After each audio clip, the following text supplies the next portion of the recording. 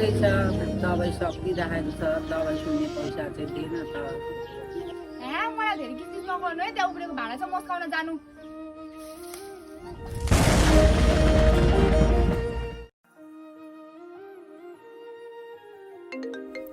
अरे आज त आमाले फोन गर्नुभएछ त के काम परेछ? हेलो आमा नमस्ते। म बहिनी हो दिदी। ए बहिनी त पो हो भन् त। दिदी आमालाई हस्पिटल लिएको छ पैसा चाहियो अर्जेन्ट। ला हो र ल एकछिन पक्ल म तँलाई अहिले बजारमा गएर पैसा हालिदिइहाल्छु।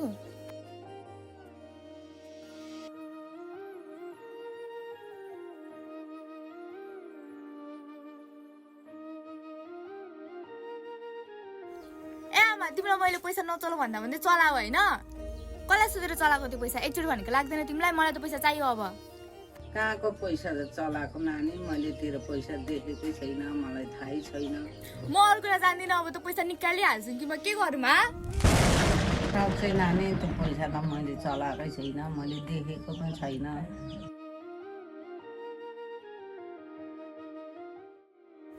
के हुँदैछ घरमा के भयो